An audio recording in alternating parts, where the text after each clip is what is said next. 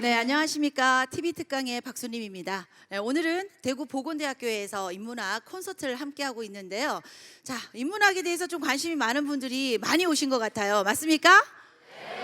네, 그 열기가 느껴지는데요. 이런 말이 있죠. 어제는 역사이고 내일은 미스테리고 오늘은 뭐죠? 선물이다 라는 말이 있습니다. 그런데 오늘이 왜 선물일까? 거기에 대해서 한번 물음표를 던져보셨습니까? 오늘은 여러분께 오늘이 왜 선물인지 명쾌하게 설명해 주실 분을 모셨습니다. 오늘은 미래를 만들기 위해서 있는 거라고 합니다. 그래서 이 오늘을 정말 열심히 첫 발을 내딛듯이 살아가신다는 포항공대의 김진택 교수님을 모셨습니다. 큰 박수로 우리 멋진 교수님을 모셔보도록 하겠습니다.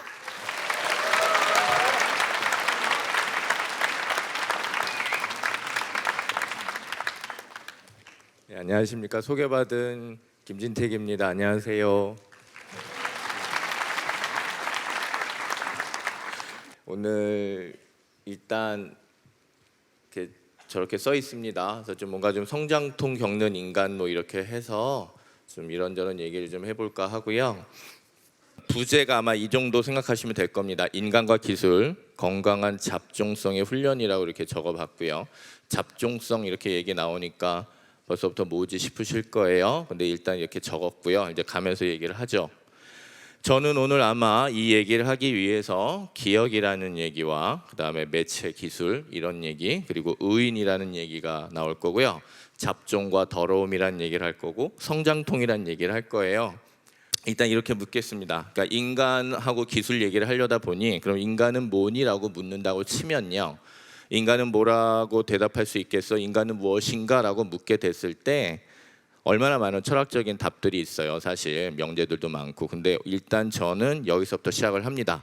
인간은요, 인간 스스로 자신이 인간이라고 인식하고 그것을 기억하는 행위서부터 인간입니다. 다시 한번 할게요. 인간은 인간 스스로 내가 인간이구나라고 인식하고 그것을 기억하는 행위로부터 존재해요. 쉽게 얘기를 하면 지금 여러분들 요즘 이것도 나라냐라는 얘기 많이 하시죠. 많이 들으시고 이게 나라냐, 이것도 나라냐 이런 얘기 들으시잖아요. 이 얘기는 곧 여러분이 언제 한번 구체적으로 생각하진 않으셨어도 나라라는 민주주의 국가라는 거에 대해서는 어느 정도 이미 기억하고 생각하고 계시는 바가 있기 때문이에요. 그래서 지금 나타나는 현상이 내가 알고 기억하고 있는 나라가 아니기 때문에 여러분이 그렇게 쉽게 이게 나라냐라고 얘기를 하시는 거예요. 대부분 사람들이 이게 나라냐라고 생각하고 그 기억이랑 안 맞기 때문에 얘기를 하시는 건데, 아마 한 분 내지 몇 분은 이것도 나라야라고 하시기 때문에 지금 굉장히 지금 힘든 국면이 지금 계속 되고 있어요. 이렇게 생각하시면 됩니다. 그래서 인간도 인간 스스로 어떤 속성이 하늘에서 뚝 떨어져서 이게 인간이야라고 주어진 게 아니고요. 굉장히 가변적인 상태에서 이게 인간이야라고 스스로 인식할 때부터, 그때부터 인간입니다. 일단 이렇게 인정을 하고 갈게요. 그런 상황에서 인간의 기억은 문화의 생성과 또 함께 갑니다. 문화가 만들어져야 그 바로 인간이 이렇구나, 그래 이게 인간이지라고 기억하는 거고요. 지금 우리가 말하는, 지금 방금 전에 예를 들었던 저희 시국 나라 얘기할 때도 그래, 이 나라라는 것이 어떤 방식으로 나라라는 문화가 만들어졌지, 민주주의 나라라면 뭐뭐라면 뭐뭐지라는 그런 문화 안에서 기억이 생기는 거죠. 그래서 인간의 기억 역시 인간의 문화 생성의 기억과 동시적으로 형성이 돼요. 니체가 그렇게 얘기를 했고요. 그런데 문제는 인간의 기억은 그냥 되지 않고요. 우리는 언제나 매체와 함께 기억이 생성됩니다. 무슨 소리냐면, 매체 그러면 여러분도 좀 보통 많이 생각 안 하실 수도 있겠습니다. 그냥 미디어 생각하시면 됩니다. 그리고 미디어의 또 전말은 미디움 해가지고 이제 그렇게 내려오는 말인데요. 어쨌든 제가 생각하는 이 매체는 가운데 매자고요, 몸체자 하기 때문에 가운데에서 매개해 주는 건 다 매체예요. 그러니까 쉽게 말하면 지금 제가 여러분하고 얘기할 때 제 목소리도 매체입니다. 그러니까 공기를 제가 들어서 들숨으로 내면서 제 성대를 건드리고, 그래서 제가 여러분과 제가 알고 있는 한국어라는 그 말을 지금 쓰면서 여러분한테 얘기를 해야지, 그러지 않고 여러분은 소통할 수 있는 길이 없습니다. 물론 제가 뭐 여러 가지 물동이나 뭐 몸짓을 할 수도 있겠습니다만, 저희가 할 수 있는 방법은 제 언어로 통하는 건데, 그거를 전달하려면 서로가 서로의 기억을 건드리면서 소통을 하려면 제가 지금 목소리로밖에 얘기 못해요. 그럼 목소리가 매체지만 또 한편으론 공기도 매체인 거죠. 이해 가시죠? 공기가 있어야 갈 테니 그것도 매체고요. 그리고 이 공기가 가서 여러분의 고막을 건드려야 되기 때문에 여러분의 신체 고막도 매체입니다. 다시 돌리면 제가 목소리를 내고 있는 저도 매체죠. 그래서 매체는 미디어, 그랬을 때 여러분 TV, 광고, 뭐 영화, 음악, 뭐 기타 등등의 것들 생각하실 겁니다. 컴퓨터, 스마트폰 다 맞는데요. 그렇게 기술적인 거 생각하지 마시고, 목소리도 매체고 저도 매체고 여러분도 매체고요. 지금 여러분하고 저하고 앉아 있을 때 얘도 당연히 매체죠. 제가 크게 목소리를 못 합니다. 저기 계시는 분까지. 근데 이 친구 덕분에 제가 조용히 얘기를 하죠. 제 목소리의 기억을 잘 담아서 전달해 주는 친구고요. 여러분들도 지금 제 강의 들으실 때 중력의 어떤 힘을 이겨낼 수 있는 힘을 고통스럽게 갖지 않기 위해서 의자라는 매체가 지금 여러분을 받들어주고 있어요. 그러니까 매체라는 걸로 전체로 보시면 됩니다. 바로 이 도구적인 거에 모두 이제 지금 제가 말하려는 기술적인 문제들이 다 들어가니까 이제 그런 문제를 이제 조금씩 얘기를 해봅시다. 그래서 인간의 기억은 매체랑 형성이 돼서 더 커져요. 언어를 통해서 우리가 심팬지하고 유인원하고 달라지고, 글자 남기고 하면서 또 달라지고, 이제 지금 디지털 시대까지 온 거잖아요. 이제 그런 식으로 조금 상상력을 같이 저와 함께 따라오시면 좋겠어요. 자, 그런 입장에서요, 한 가지 이제 저희 얘기 좀 들어보고 갈게요. 여러분은 플라톤이라는 사람을 들어는 봤을 겁니다. 중학교 고등학교 때 혹시 들어는 봤을 거고, 교수님들이 막 숙제라 뭐 교양 숙제 했을 때 혹시 보셨을지 모르겠으나 아마 이런 생각은 하셨을 거예요. 그리고 제가 봐도 틀린 생각은 아닙니다. 뭐 죽을 때까지 저 사람을 안 만나도 괜찮다. 뭐 죽을 때까지 저 사람을 안 만나도 아무 문제가 없다라는 생각이실 거예요. 뭐 맞습니다. 그리고 사실 지금 학교 도서관에 가도요, 우리 학교는 굉장히 실용과학하는 학교니까 이런 책 없을 거야 생각하실지 모르겠지만 분명히 이 학교에 플라톤 책 10권 이상 있어요. 제가 장담합니다. 한 번도 열람이 안 됐을 뻔하더라도 있긴 있습니다. 근데 이게 대부분 이제 철학 하면 어려워서 안 보시잖아요. 근데 이 책 되게 플라톤이든 소크라테스든 다 옛날 얘기처럼 돼 있어요, 여러분. 그래서 그냥 보시면 재밌습니다. 그러니까 어려운 얘기들이 있는 게 아니고요. 뭐 소크라테스가 나와서 길을 걷다가 오늘 뭐 동네 사람들 만나서 얘기하고, 아 그래 그럼 너 문제구나. 너 왜 이렇게 오늘 고민이 많니? 아니 뭐 지참금을 얼마 줘야 될지 모르겠어요. 옛날 같으면 친해 갖고 10만 원 줬을 텐데 요즘 제가 쟤 때문에 화가 나가지고 한 5만 원만 낼까 이러는데 이게 우정인지 아닌지 고민이 됩니다. 그래? 그래? 넌 근데 우정이 뭐라고 생각하니? 넌 왜 갑자기 10만 원이 5만 원이 됐니? 아니 걔가 나한테 막 이러면서 계속 옆에서 건드려요. 자꾸 옆에 있는 사람을 소크라테스가, 여러분 삼파술이라고 들어보셨죠? 뭐 소크라테스가 옆에서 자꾸 뭐 이렇게 건드려서 뭘 한다는, 그게 삼파술이에요. 자꾸 옆에서 건드려서 그 사람으로 하여금 생각하게 만드는 거지. 야, 너 우정이 이래. 그러니까 10만 원 내라고 절대로 소크라테스는 그러지 않아요. 계속 건들면서 얘기하다가 야 해졌다 집에 가자 그러면서 집에 갑니다. 그러면서 이제 뭐 무슨 우스 그리스인 뭐 이런 사람들이랑 대화를 하기 때문에 언제 한번 꼭 보세요. 재밌습니다. 얘기가 쭉 있는데 제가 오늘 가지고 온 것도 기술, 매체, 인간이란 얘기를 할 때 나름대로 좀 좋은 얘기가 될 것 같아서 가지고 왔습니다. 플라톤의 파이드로스라는 책이 있어요. 거기 보면 문자를 만든 신하고요, 이집트 왕이 대화를 합니다. 예, 여기선 가능하죠. 예, 그래서 신하고 이집트 왕하고 대화를 해요. 그래서 플라톤이 그걸 옮겨 적었죠. 문자를 만든 신이 이제 기분이 좋아갖고 왕한테 자랑을 해요. 왕이시여, 이 문자를 배우면, 문자를 만들었으니까, 지금 이 음성 언어가 아니라 문자를 만들었으니까요, 이집트 사람들의 지혜가 높아지고 사물의 기억이 잘 될 것이요. 내가 발견한 것은 기억과 지혜의 비결이기 때문이죠. 그렇잖아요. 여러분 제 강연을 얼마나 감명 깊게 들으실지는 전혀 모르겠으나 이거를 어떻게든 기억하실 수 있는 방법은 제 음성 언어로 하려면 머릿속에 넣으시는 방법밖에 없어요. 굉장히 현존적이고 일회적이고 오리지널합니다. 멋집니다. 그러나 사실은 어떻게든 그걸 간직하셔야 되기 때문에 생각보다 많은 에너지가 쓰여요. 근데 문자를 발명했으니까 이거 갖다가 적든지 녹음을 하든지 해서 그것을 문자화 시켜놓으면 언제든지 보실 수 있기 때문에 이 양반 말처럼 내가 발견한 건 기억과 지혜의 비결이니까 분명히 사람들은 더 똑똑해질 거고 사물의 기억이 잘 될 거야라고 얘기할 수 있어요. 근데 꽤 맞는 말이고, 근데 여기서 이집트 왕 타무스가 굉장히 똑똑한 사람인지 이런 얘기를 해요. 당신은 문자를 만들어낸 원조로서 애정에 끌려서 문자가 실제 가지고 있는 효능과 정반대 사실을 얘기하는 거야. 너 지금 굉장히 들떠 있는데 아니야. 왜? 사람이 문자를 배우면 기억력의 훈련이 등한시킬 거고, 그래서 그 사람들의 혼 속에는, 아이고 혼 나왔네요. 혼 속에는 잊어버리기 쉬운 성질이 부어 넣어진다라고 얘기를 한 거예요. 이해 가시죠? 지금 여러분들 지금 핸드폰이나 뭐 스마트폰 가지고 이루어지는 여러 가지 과학적인 어떤 논쟁들에서 가장 기본적인 게 이겁니다. 과학 기술이 우리를 굉장히 행복하게 해주고 이 도구 때문에 많은 일을 해줘서 되게 좋아지고 똑똑해지고 멋져진 줄 알았는데, 따지고 봤더니 이것 때문에 우리가 더 별로 그렇게 멋진 존재가 안 되고 있어라는 얘기를 지금 저희가 많이 하죠. 그 얘기를 지금 4,000년 전에 3,000년 정도 되네요. 3,000년 전에 이미 이 얘기를 플라톤 그때 지식인들이 했던 거예요. 문자 하나 나왔던 것 때문에, 즉 책 하나 나왔다고 대단한 매체가 발견된 거고, 그 매체가 어마어마하게 흔들어 놓는 파장이 컸거든요. 그래서 그거 가지고 그때 이 지식인들이 벌써 얘기를 한 거거든요. 근데 여기에서 이제 타무스가 한 번 더 말합니다, 왕이.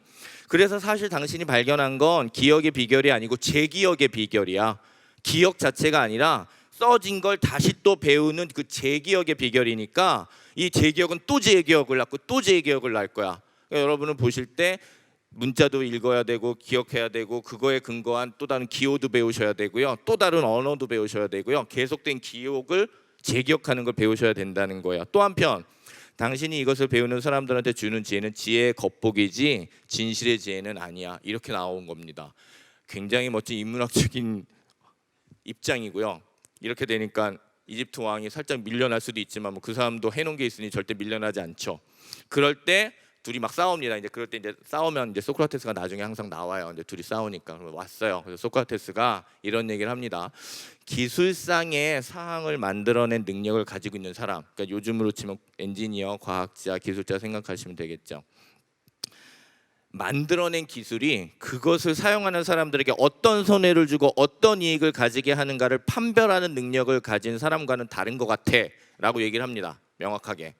그러니까 타무스 네 말도 맞고 테오트 네 말도 맞는데, 둘 얘기를 들어보니 만드는 공학적인 차원, 과학자들의 얘기는 그것하고 그리고 그게 도대체 어떻게 쓰여서 우리에게 어떤 의미를 주는지를 판별하는 건 다른 것 같다라고 벌써 얘기를 해주면서, 중요한 건 이 둘의 긴장을 놓치지 말고 서로 제대로 된 과학과 제대로 된 사상을 만들도록 노력을 해야지 누가 맞다라고 할 수 없으니, 아무튼간에 이제 해 떨어졌으니 이제 집에 가라 그래가지고 또 이제 집에 다 가요. 그래서 이렇게 소크라테스가 얘기를 하고 갑니다. 근데 여기서 이제 어느 정도 기술 이런 부분이 지금의 얘기가 아니라 오래된 우리들의 숙제고 사유의 틀이었구나라고 생각하실 겁니다. 기술, 인간, 기억, 매체. 근데 여기서 이제 중요한 게 이거죠. 테크놀로지 할 때 저희가 기술 얘기할 때 그 언어가 어원이 테크네입니다. 근데 테크네가요 원래 뜻이 다른 것들을 한데 모아가지고 엮어서 꼬고 엮어서 새로운 것을 창조하고 이질적인 것들을 막 융합시키는 행위 자체가 테크네예요. 지금 여러분이 생각하는 공학적인 무슨 수치와 뭐 이런 것들에 의해서 뭘 만들어내고 과학적 기반의 근거 뭐 이런 게 아니고요. 애초 생각은 다른 것들을 꼬아 엮어서 새로운 걸 창조하고 이질적인 것들을 만들고 융합하는 행위 자체가 테크네입니다. 근데 그땐 테크네 말고도 포에시스라는 말도 비슷하게 쓰였어요. 시를 뜻하고 문학을 뜻하는 포에시스도 새로운 거 엮고 언어라는 걸 통해서 세계의 어떤 모습을 자꾸 엮어서 새로운 메타포 나타내고 새로운 사유를 뭘 나타내기 때문에 그때도 이러한 이질적인 걸 융합하고 꼬아 엮는 것도 포에시스라고 했고, 또 한 가지 피지스 물리라고 얘기하는 그것도 같은 식으로 쓰였어요. 그래서 전에는 야 너 정말 피지스가 좋구나라는 얘기를 한다는 거, 야 넌 참 굉장히 뭐 새로운 걸 이렇게 해가지고 뭐 이질적인 것들 이렇게 해가지고 하는 아이로구나라고 할 때 넌 참 포에시스가 좋아라는 말도 가능했었다는 얘기입니다. 이것들이 같이 써지다가 이제 근대 세계로 놓으면서 포에시스, 피지스 따로따로 이제 가기로 했죠. 그게 더 빠르다고 생각했기 때문입니다. 한 몸에 다 넣고 가긴 너무 힘든 거예요. 그래서 그래, 넌 영문학하고 넌 법학하고 너는 수산학하고 넌 생물학하고 너는 물리하고 이런 식으로 갔습니다. 지식이 너무 많아졌으니까 지구인도 많아졌기 때문에 이제 그렇게 가는 게 편하다고 생각한 거죠. 여러분이 생각하는 관료제, 그런 게 바로 그겁니다. 책상 하나. 관료제 말할 때 그 뷰로크라시라고 하거든요. 그 뷰로크라시 할 때 그 뷰로크라시 앞에 있는 그 뷰로가 책상이란 뜻이거든요. 그러니까 관료제는 책상주의입니다. 내 책상에서 일어나는 일만 하면 돼요. 그래서 여러분들이 관료제 그럴 때 자꾸 느낌이 무슨 뭐 정체돼 있다, 딱딱하다, 자유롭지 못하다, 창의적이지 못하다, 뭐 공무원분들 많으시겠습니다. 죄송합니다. 공무원 느낌이 난다, 뭐 이런 얘기는 어쩔 수 없이 그 책상을 넘어가지 않으려고 하기 때문입니다. 남의 책상으로 넘어갈 생각을 안 해요. 이질적인 것들이 나한테 들어올 필요도 없고 내가 할 필요도 없습니다. 그래서 근데 문제는 그게 빠르거든요. 그것만 하면 되니까. 근데 우리가 그렇게 해왔어요. 그렇지만 이젠 저희 학과가 생긴 것처럼 이젠 지금 패러다임이 바뀌는 것처럼 책상을 막 넘어 다닐 때가 오기는 왔습니다. 일단 제가 먼저라도 일단 그 얘기는 먼저 하고요. 자, 어떻게 보면 다시 돌아가는 거죠. 저희들이 어떻게 보면 이 행위로 다시 돌아가고자 하는 걸 텐데요. 자, 그래서 이런 기술과 교섭하는 기업과 인간, 즉 이질적인 거, 꼬구, 역구, 뭐 잡종적으로 만드는 거, 이건 결국 혼종의 기억이고요, 혼종의 존재인 거죠. 이렇게 올바른 기억, 뭐 넌 인간이야, 넌 뭐야, 뭐 이런 식으로 이렇게 예쁜 기억을 가지고 우리가 살 수가 없어요. 계속해서 이질적으로 침투되는 기억, 그래서 저희 존재들도 계속 복잡해질 수밖에 없거든요. 자, 이런 상황에서 얘기해야 될 게 바로 이겁니다. 가만히 있어봐. 그럼 복잡해지고 막 더러워지고 합쳐지고 뭐 이렇게 되면 이거 나쁜 거 아니야? 우리는 왜 항상 순수한 게 좋은 걸로 알고 있어요. 뭔가 이렇게 깨끗하고 순수하고 순전한 그 무엇이 있어야지. 뭐 잡종적인 문제는 나쁜 거고 벌써부터 도덕적인 가치가 벌써 들어갑니다. 순종 이런 거 좋아하고 그러지 어떤 하나의 어떤 명백한 것을 원하지. 저희 철학은 항상 그걸 원해 왔어요. 순수적인 거, 근원적인 거, 그런 걸 원해 왔지만 사실 따지고 보면 그렇게 쉬운 일은 아닙니다. 즉 근데 이 문제를 풀 때 이렇게 생각하면 약간 다른 방법이 생각나요. 매체 테크네하고 관계하는 인재 존재 양식이 이미 아까 본 것처럼 근원적 더러움, 잡종의 사태라면 우리가 무슨 순수적인 거 뭐 이런 거 막 이런 거에 너무 이렇게 매몰되지 않아도 되지 않아? 왜? 아까 테크네에 대해서 얘기할 때 뭐라고 했지?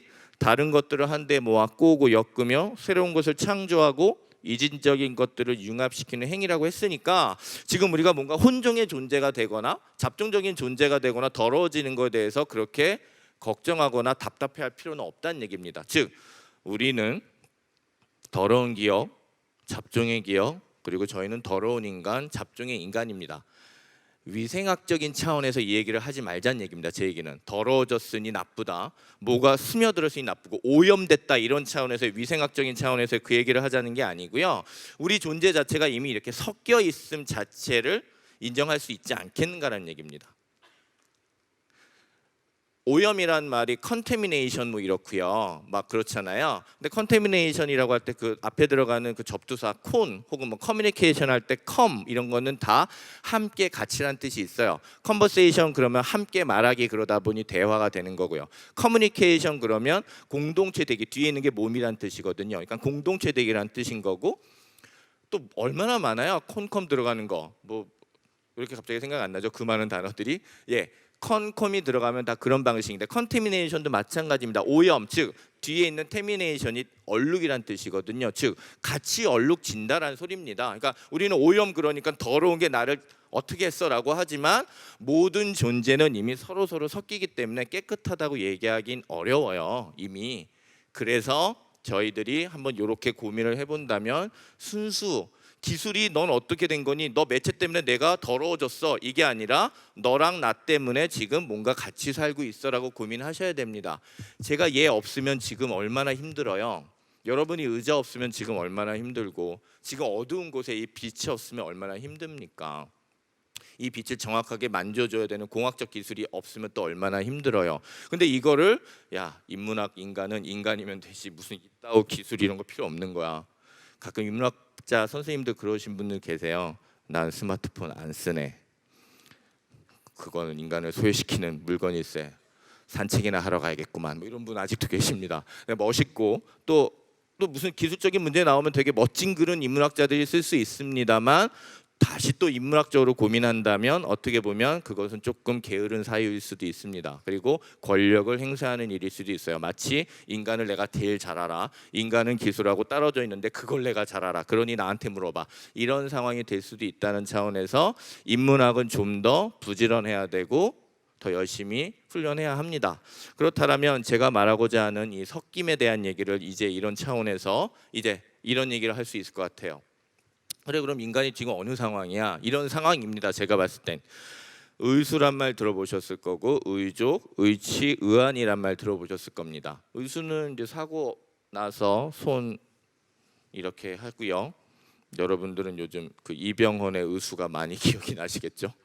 의수 있고요. 그리고 의족 아시겠죠? 이제 사고 발. 그다음에 의치, 치아도 그렇고 의안도 그렇고 사실은 제 안경도 의안입니다. 어떻게 보면 꼭 정말 의안을 이식해야만 의안은 아니고요. 지금 여러분 끼고 계시는 소프트 렌즈나 안경도 다 의안이에요. 멀리 보면. 왜 그러냐 하면 자, 이제 의라는 말도 나오고 이제 그 의라는 인공보철 기구라는 말에 프로스테스테스라는 게 나왔습니다.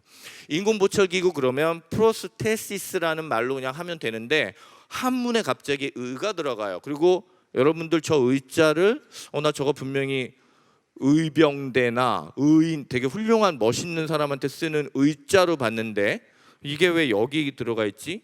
의치의족 하는데 제가 는 거 아니고요. 이게 원래 그래요. 그래서 보시면 의수는요. 손의 기억을 재기억해서 여전히 손으로 우리를 만들어주는 도구죠. 그죠? 손이 사고로 인해서 제가 없어져서 이 손의 기억을 어떻게 할 수 없는 제 몸에 의수라는 애가 들어와서 내 손의 기억을 제대로 살려주는 도구예요. 존재죠. 치아의 기억을 재기억해서 여전히 치아로 만들어주는 게 의치입니다. 심장의 기억을 재기억해서 여전히 심장으로 만들어주기도 하고요. 혈관을 돼지한테서 받아가지고 돼지 혈관아 고맙다 해서 우리 혈관에 넣을 수도 있고요. 다리가 부러졌을 때 쇠철빔을 넣어서 여전히 우리는 걸어가면서 살 수 있죠. 걸어가는 기억을 재기억하면서 우리는 이미 다 의인이에요. 그렇게 보면 이제 조금 이해 가시나요? 제가 말씀드리려는 게 맞다는 말씀이 아니라 오늘의 논리는 이러니까 이럴 수 있다라는 겁니다. 그래서 저희는 다 잡종적인 것이고 잡종적인 것이 들어와 있고 혼재되어 있음에도 불구하고 인간이에요. 그래서 계속 우리는 여전히 그럼에도 불구하고 그렇기 때문에 여전히 인간으로 존재합니다. 이 의제들이 없으면 의수, 의취, 의족들이 없으면 자동차도 의족에 확장된 얘기죠. 더 빨리 달리고 싶었던 우리의 기억을 그렇게 해준 거고요. 비행기는 새의 기억에 날개의 기억을 우리 몸에 넣어준 거죠. 직접 우리 몸에 넣어준 것이 아니라 탈착할 수 있는 기관으로 만들어준 거죠. 의제들이 저희들을 둘러싸고 있고 바로 그게 혼종된 상황입니다. 그래서 의제할 때 저자 쓰고 의인할 때 저 의자를 써요. 근데 여기서 이것을 저는 이제 몸의 확장이라고 부르고 싶은 거고요. 김진석이라는 철학자도 이미 그렇게 얘기를 했습니다. 벌써 30년, 20년 그러네요. 90년에 말씀하셨으니까 2010년 굉장히 오래전에 이미 얘기를 한 거죠.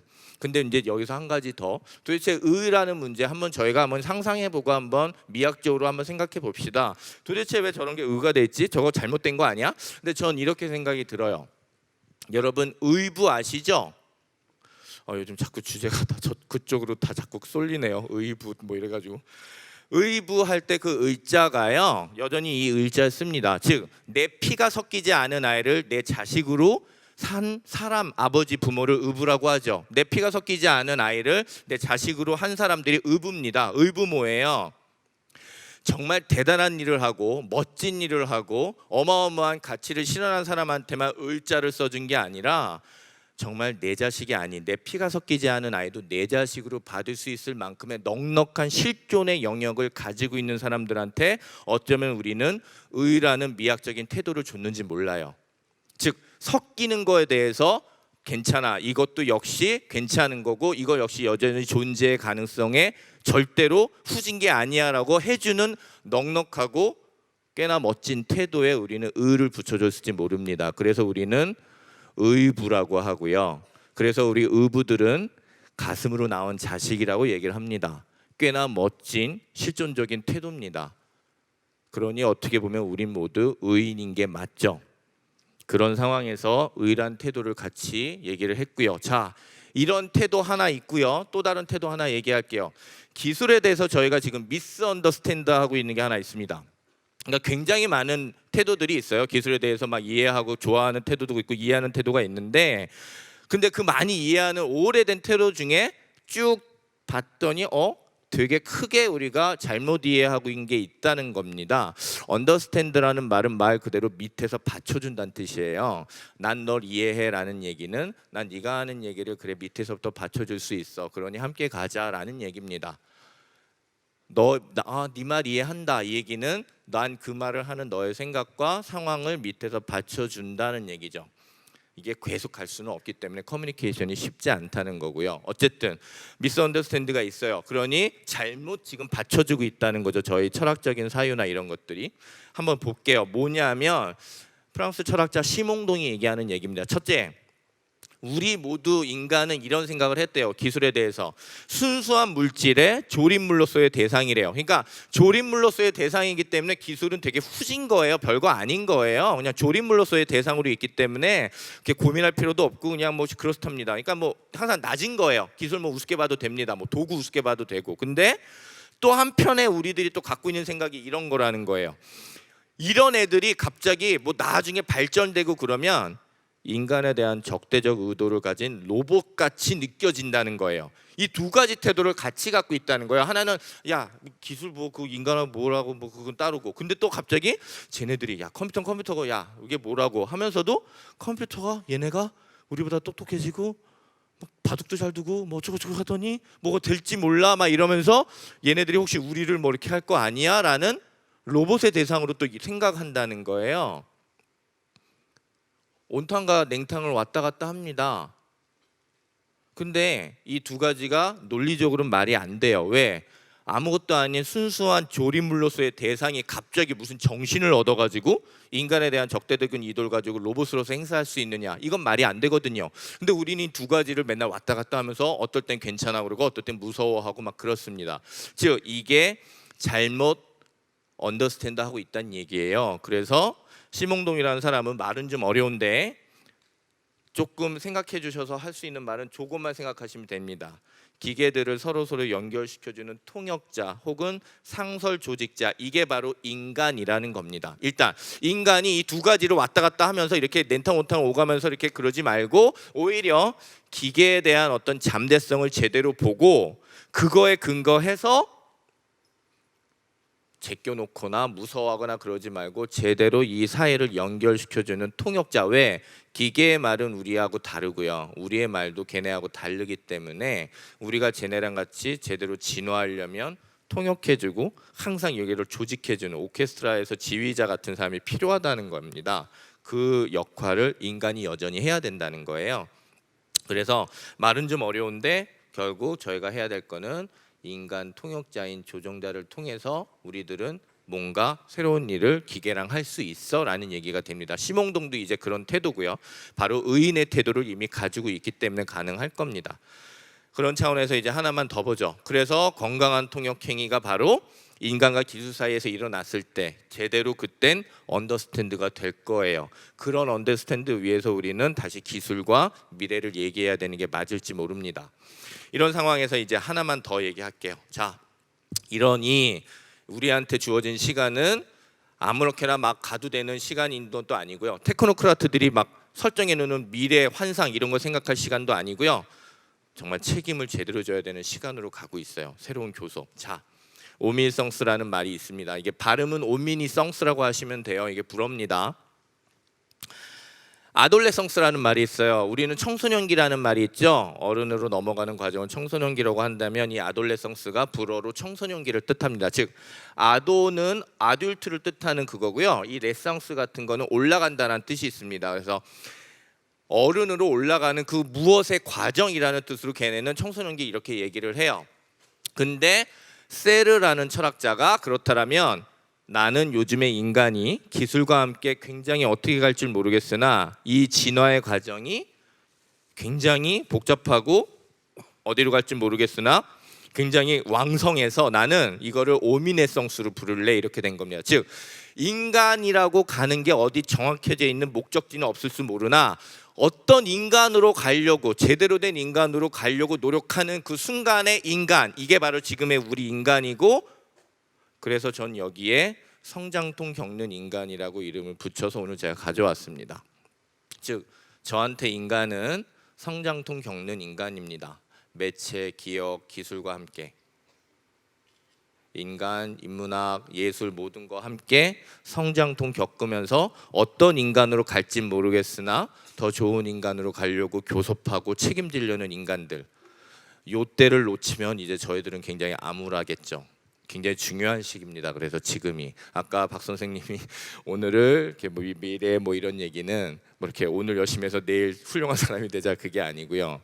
오늘이 정말 미래가 누가 주어지는 게 아니라 지금 오늘이 미래를 계속 만드는 항상 현재 진행형의 처음이라는 얘기를 하고 싶어서 그랬습니다. 그래서 우리는 아프고 분열이 끊이지 않고요. 위험하고요. 순수하고 그냥 정해져 있는 거 있으면 괜찮죠. 절로 배제하고 남아있는 데들만 데리고 가면 되는데 그게 아니잖아요. 저희는 이미 섞여져 있는 혼종의 존재고 잡종이니까 분열이 끊이지 않고 위험합니다. 그리고 그래서 그만큼의 무한한 잠재성을 몸 안에 지닌 오미네성 쓰고 성장통을 겪는 인간입니다. 성장통 겪는 청소년기를 저희들이 어떻게 하든 지켜봐 줘야 되는 이유인 것처럼 저희 스스로가 냉혹하게 냉정하게 우리를 보면서도 멋진 시간을 만들어내야 되는 상황이죠. 그래서 인간은 이런 어려움 속에서도 생성의 힘을 만들어낼 수 있을까? 그리고 인간의 정신은 이걸 견딜 수 있을까? 이런 위험한 게임을 기술들과 잘 풀어나갈 수 있을까? 이게 저희들의 오늘의 물음이고 이제부터 계속 해야 되는 얘기예요. 제가 생뚱맞게 이런 얘기를 하나 하겠습니다. 지구인으로서 처음 하는 일. 지구인으로서 한번 조금 생각을 해보죠. 사실 지금 저희 지구인처럼 많이 먹고 많이 싸는 지구인은 없었습니다. 지금까지 이렇게 많이 먹고 이렇게 나쁜 짓 많이 하고 이렇게 좋은 일을 한다고도 생각할 수 있겠으나 이렇게 많이 먹고 이렇게 많이 싸고 이렇게 지구랑 같이 나쁜 조우 국면을 만들었던 지구인이 없어요. 또 한편 다시 돌려서 얘기하면 지금 지구인은 언제나 지금 우리인데요. 여기서 한 가지 재밌는 게 있습니다. 우리 한국적인 상황을 얘기를 할게요. 저희가 지금까지 계속 배워왔습니다, 여러분.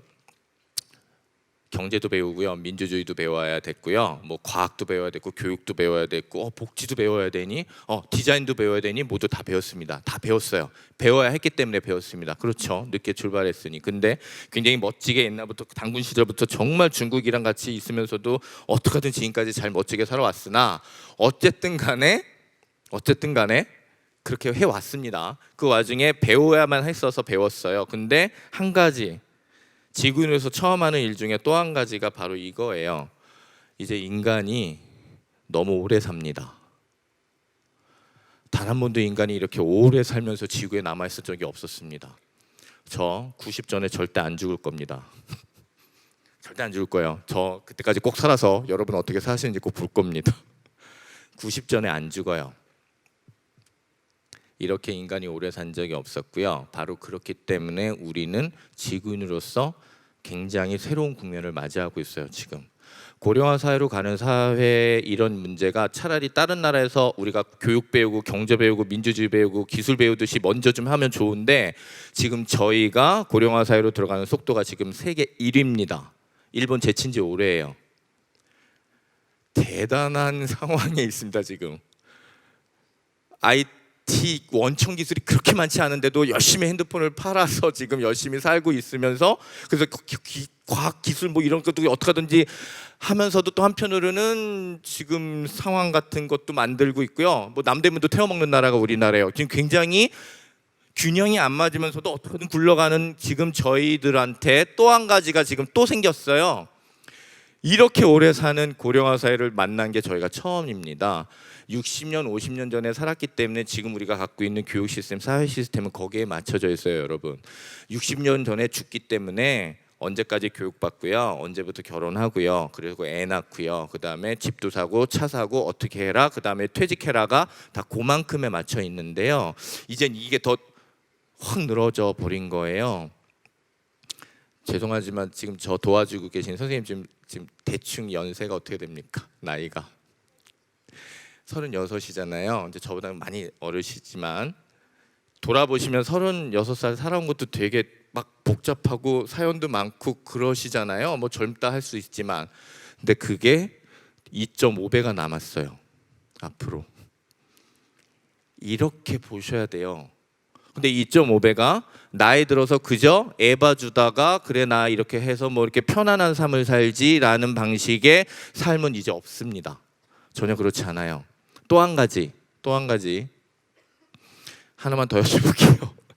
이모 고모 뭐 어머니 좀 어르신 분들 계시잖아요. 여자 어르신 분들 60 뭐 이렇게 되신 그 정도 되시는 그분들의 나이가 선생님이 되셨을 때 그분들과 같은 외모나 그런 걸 갖고 싶으세요?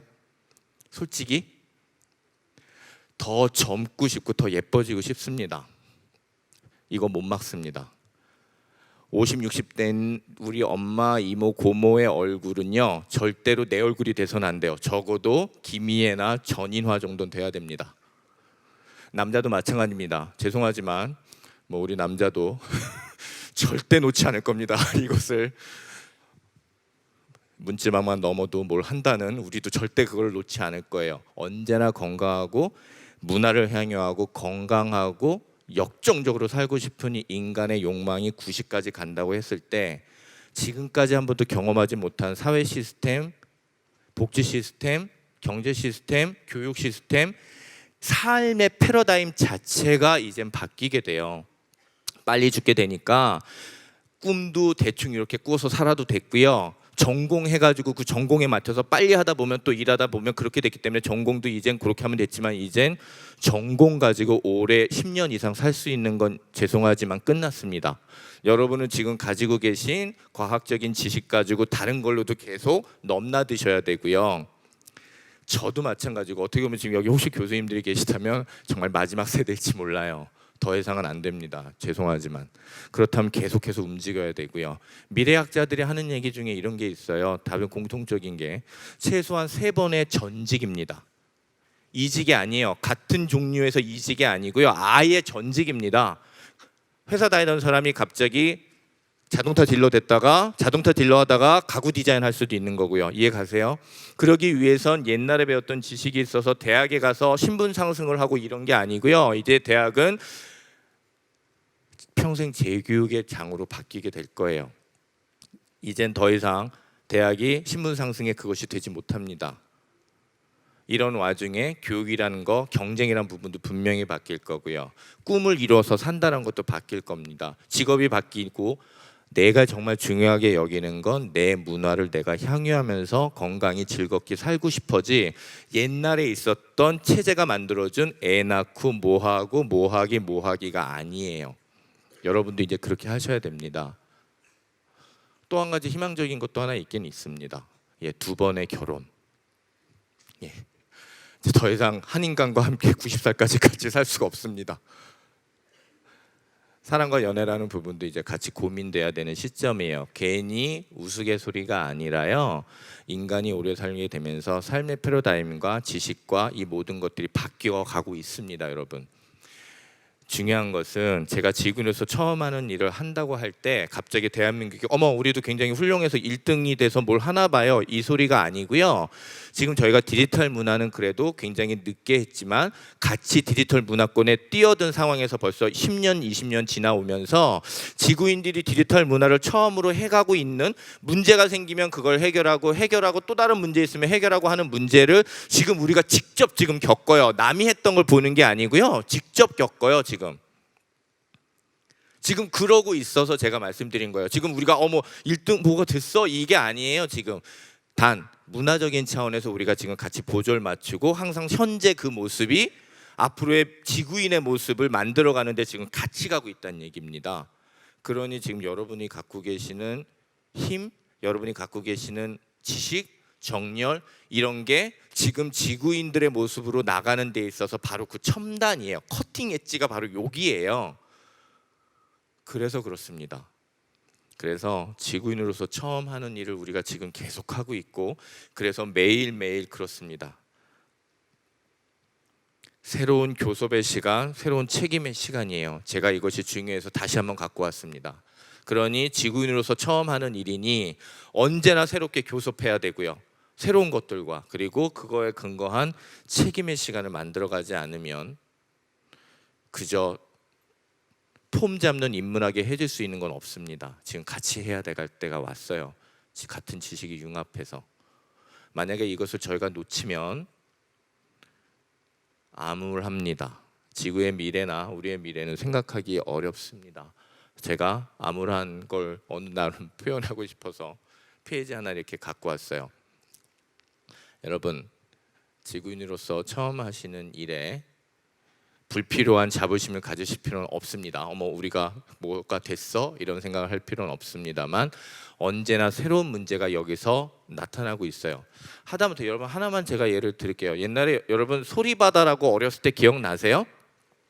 지구인은 음악을 들을 땐 테이프나 음반을 사서 돈을 내고 들어야 되는 게 음악 행위예요. 절대로 디지털화되어 있는 기호로 뭘 다운받아서 그것도 공짜로 다운받아서 음악을 듣고 뭐 이럴 수 있는 거는 지구인이 몰랐던 행위입니다. 디지털 문화 행위에서. 그 문제가 어디에서 생겼어요? 대한민국에서 생겼어요. 어디서 배울 만한 데가 없고 같이 생겼어요. 프랑스 버진도 문제가 있었고 미국의 EMI도 문제가 있었고 이런 문제를 어떻게 해결하지? 서로서로 눈치 보고 서로서로 그러다가 야 어떻게든 해결해야지 해서 우리들이 결국 많이 결정 내렸잖아요. 저작권법도 굉장히 섬세하게 만들고 야 우린 노래방도 다니잖아. 그러니까 노래방도 뭐 띄워줘야 되고 야 10놈이 부르면 10놈씩 나눠줘야지. 야 작곡가는 얼마 주지? 나름대로 우리가 만들어서 그때 문제를 해결하면서 지구인으로서 그런 일을 한 거예요. 여러분 이해 가세요? 핸드폰이라는 말이 원래는 맞는 말이 아니죠. 여러분 셀룰러 폰이라고 해야 되는 게 좀 맞는 말이죠. 혹은 모바일이라고 해야 되는 게 맞는 말입니다.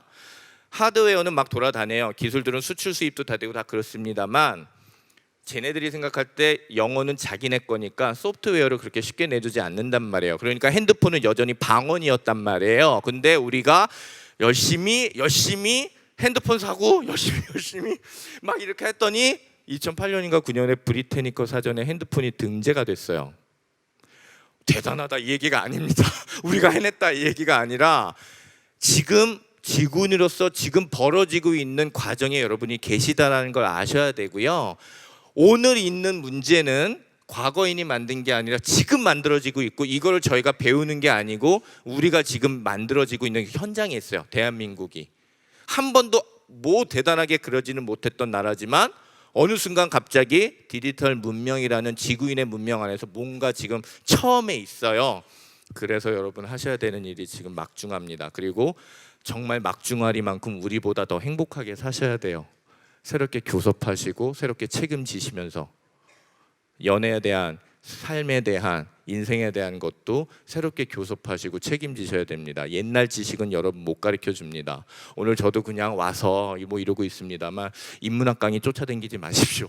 알려주는 거 아무것도 없습니다. 여러분이 찾으셔야 돼요. 길고 재미없는 강의 들어줘서 감사합니다. 여러분의 앞길에 건승과 행운이 함께하길 빌게요. 고맙습니다.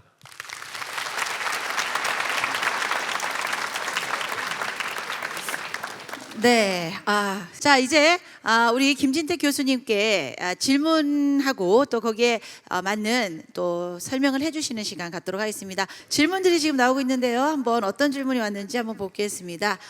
강의 좋았어요. 학생들이 착하구나. 여기 네. 학생들. 네, 저희가 잡종입니까? 네, 이런 질문. 예, 잡종이죠. 예, 저희는 잡종인 거죠. 예, 그건 아. 확실하게 말씀드릴 수 있습니다. 환경을 통제함으로써 네. 또 인간을 지배할 수 있다고 생각하신죠? 이제 저희가 아까 말씀드린 대로 새로운 교섭과 책임이라는 부분이 바로 이런 부분에 들어가야 되거든요. 저희는 이렇게 생각하고 지금까지 달려왔다가 이렇게 지금 지구를 요 모양 요 꼴로 만들었고 우리의 삶도 이렇게 피폐하게 만들고 있기 때문에 이제 새로운 인계점이 필요합니다. 예, 네. 절대 그렇지 않습니다. 그래요. 저기 한 가지만 더 물어보겠습니다. 지구인으로서 마지막에 해야 하는 일은 어떤 것이라고 생각하십니까? 사과나무 심어. 사과나무 심어야 됩니까? 사과나무 심어. 네. 자, 이렇게 해서 저희가 뭐 질문 시간도 받아봤는데 정말 많은 친구들이 좋은 강의 잘 들었습니다. 예, 일단은 저 대답이라도 해주셔서 너무 감사하고요. 이렇게 가까이 있긴 한데 이렇게 일이 없어서 자주 못 뵙습니다. 그런데 이제 요거 기회 통해서 혹시 학생들하고 만날 수 있는 일이 있거나 저희들이 학생들을 초대할 수 있는 일이 있으면 그때 또 자주 만나고 또 그때 즐겁게 인사했으면 좋겠습니다. 너무 감사합니다. 고맙습니다. 네. 자, 오늘 아름다운 인연을 만들어 주신 우리 김진택 교수님께 다시 한번 더 감사의 박수 부탁드리겠습니다.